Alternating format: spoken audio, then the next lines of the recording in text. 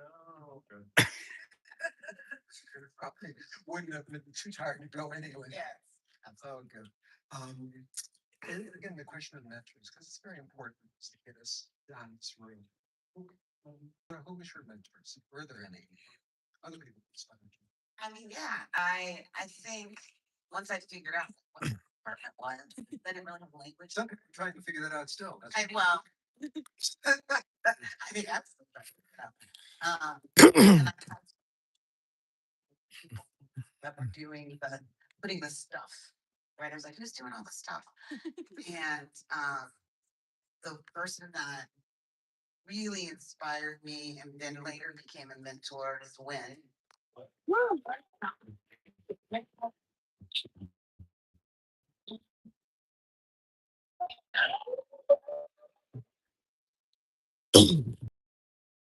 Molly. And a friend of mine was like, I'm the black guy that's doing all that stuff. And I was like, what? And it opened the door for my imagination to understand that that is a avenue that I can take.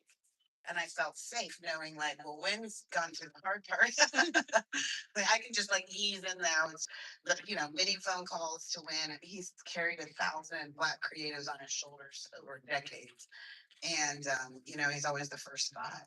I would, whenever I need to ask a question or whenever I want to like celebrate something or I'm feeling down, which Wynn won't let you feel down. Because I called many times thinking like, oh, poor me, and you're gonna like pat me, and he's like, just no, keep going. And the other person I would say is Nancy Hay, because I started out as a set decorator, and her detail and her love for what she does, you could feel it off the screen. So before I even started working, I wrote her a letter on paper in pencil and put a stamp on it, sent it. Yeah. Sometimes I looked online early internet and I looked up Nancy Hay and there was an address. I don't know if it was that Nancy Hay. And I was like, I'm just gonna go ahead and send it and pray that it's the right person. And probably 3 months later, I had my little brick, right, cell phone, and she called me. And I remember my mom was there and I was like,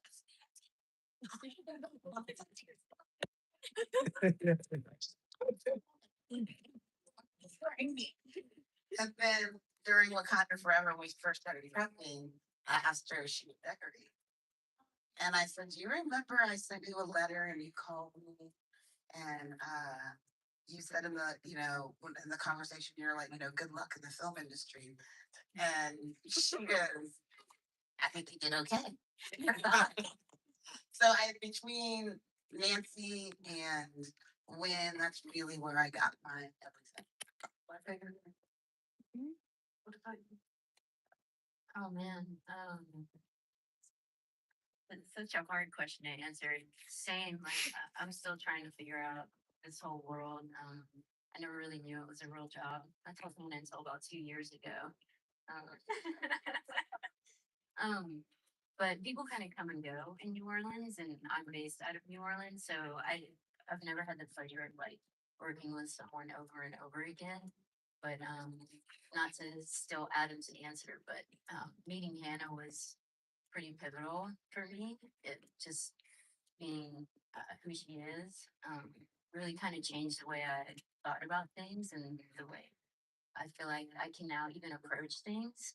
So yeah, I would say definitely Hannah. I'm gonna chase her around until she tells me to scram.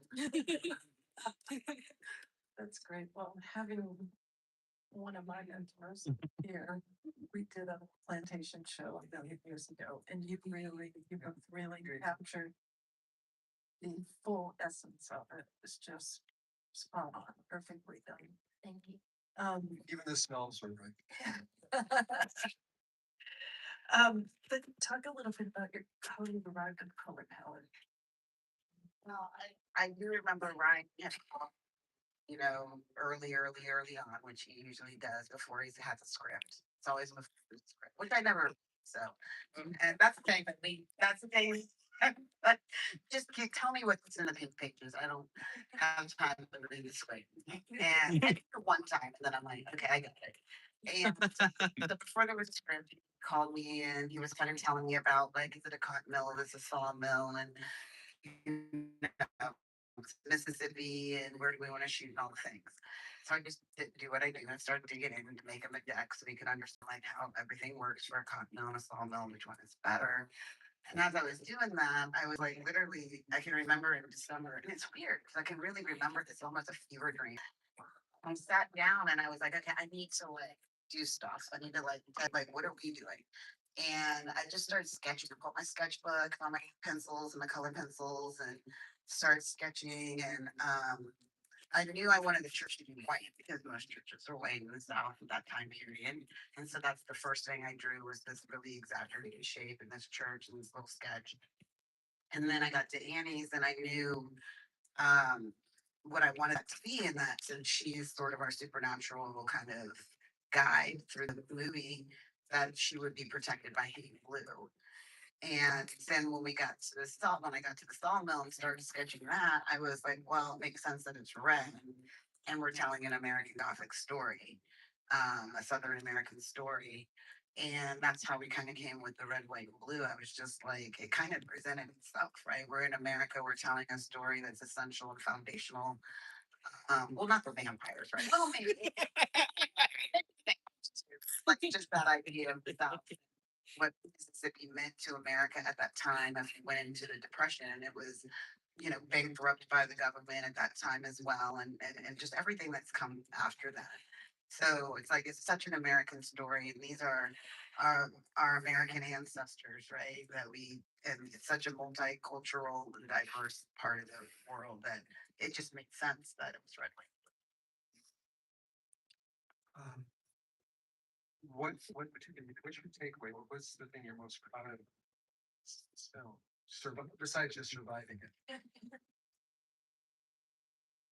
Oh man, just being a part of it because like every day I'm still learning about like the ways in which it's changed my life. Honestly, it's such a bigger thing than just a movie that we made, and so that for me is just something I'm really honored to have been a part of and still be a part of.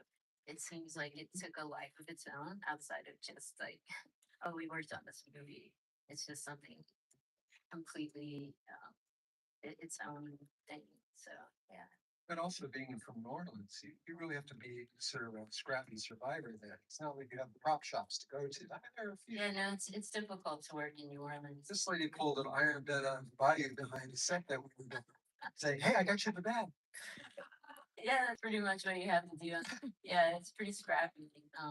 It was difficult. It's a really hard place to shop, especially now. Like even after Katrina, things are just not there anymore. So, yeah, I knew it would be challenging.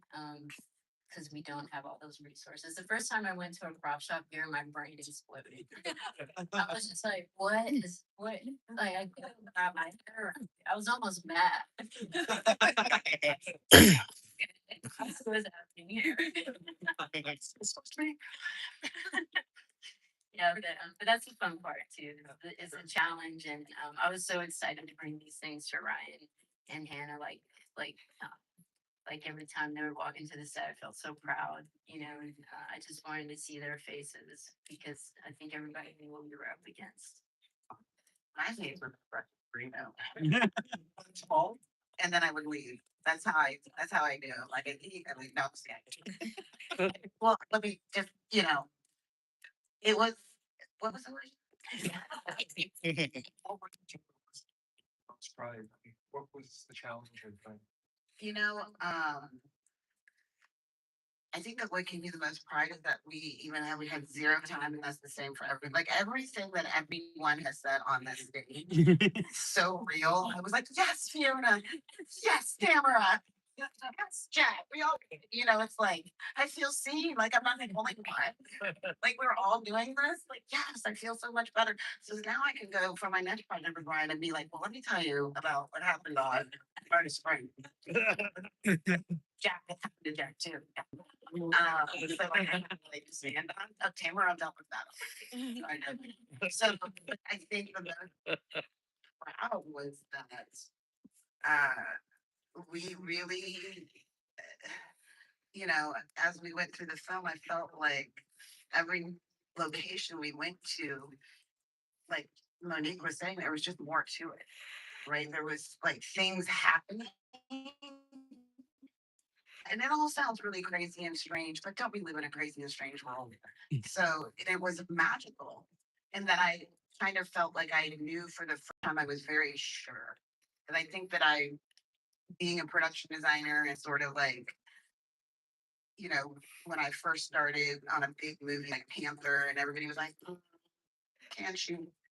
And I felt like I was so busy trying to prove myself that I didn't, you know, take in all the design that I could have.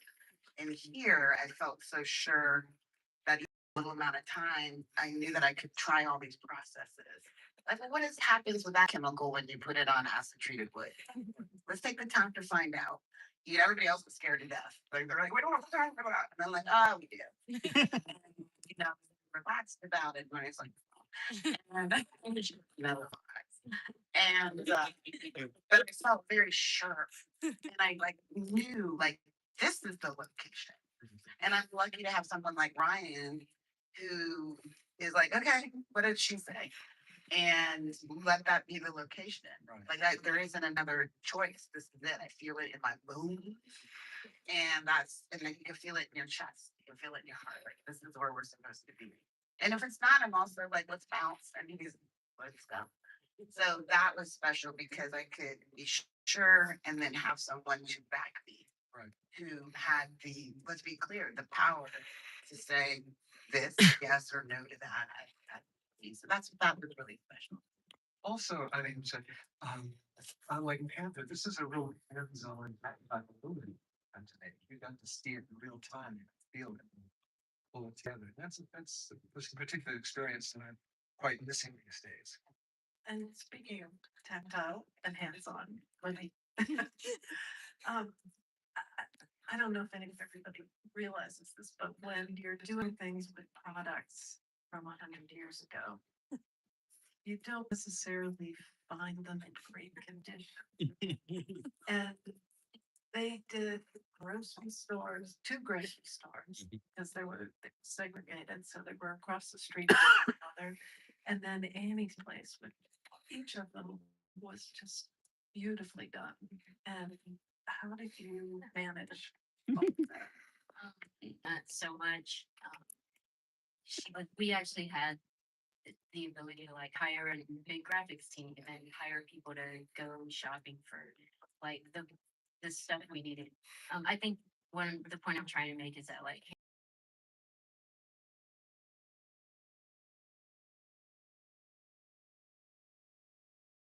screening and the rice bags and so we would come up with stuff we'd show Anne and she would approve them really quickly and we had a whole team just building those products. It's a huge undertaking. It was wild. But I'm gonna say more because you guys did such a great job. I mean, it was like, and I say stuff like, okay, the enemies is a place where, you know, people would come out of the field or from the plantation. Black people would find self-care products. So, you know, and she comes with this whole line of hair care products from the time period, which you don't get. Like it's like, you know what I mean? It's like plantation stuff, cornbread and whatever. But it was like real stuff.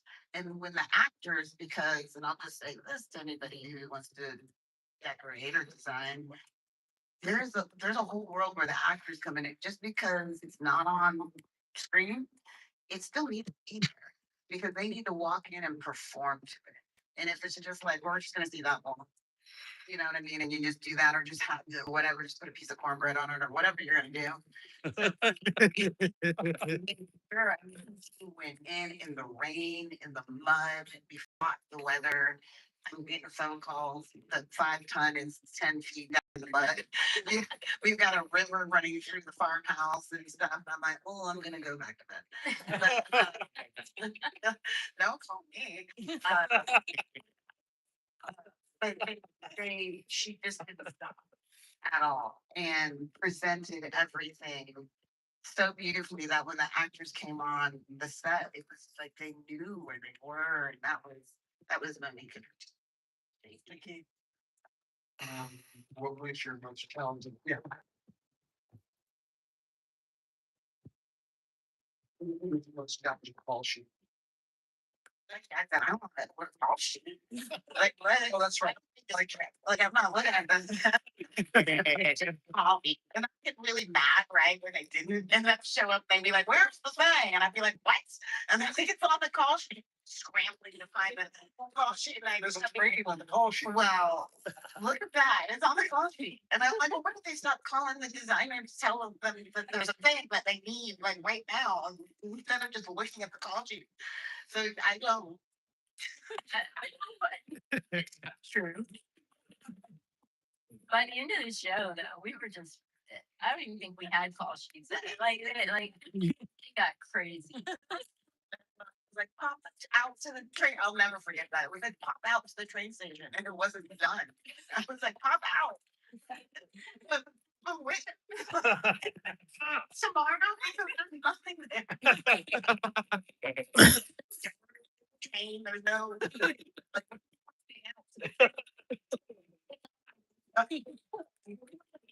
Right? We were just like, they'd call us and be like, I guess we're gonna go back to the thing.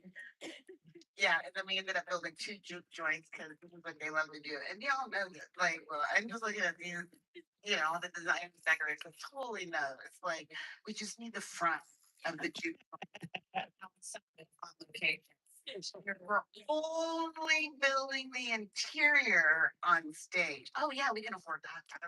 Doing the, you know what I mean? I'm like gonna check his desk at the airport, like cracking numbers. And then it's like, you know what would be great? Like they immediately want to see just inside the door. And like two more sides. And I'm like, yeah, we can do that. And then money, we're gonna need another wheel that you're never gonna be able to do in time. And you know what else? We would be really great if we just opening giant doors and yes, with no back. So we do a whole like stunt. And then we get to the stage and it's like do we think that we can match the exterior? A little bit right here, just right here. Like, can we just do that? And then it's like, oh, yeah. Oh, we need a little bit of nerve in a cup of car. Let's wait on stage. How many greens people do you have? Working in the field, and yes, they're putting in 6,000. Okay, but do you think they have time to bring greens? Here. Let's just stretch that little bit all the way over.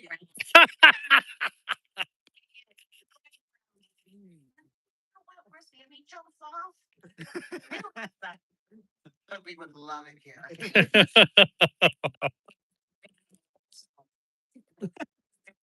Little things. Oh, the other sets? Well, those are done, right? No, we just need everything now. Just build it all, right now. It's literally like Shooting in the car. they're like, can we have all of that? I would love this business. Every day.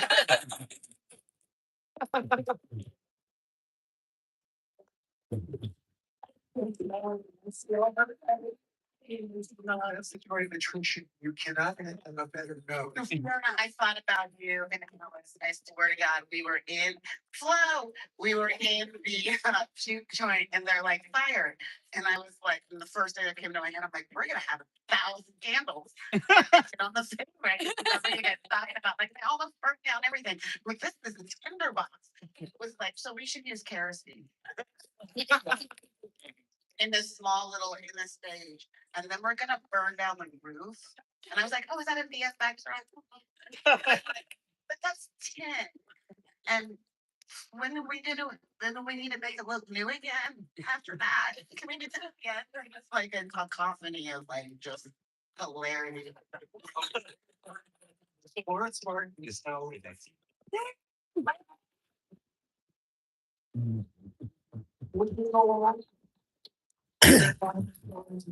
Thank you so much.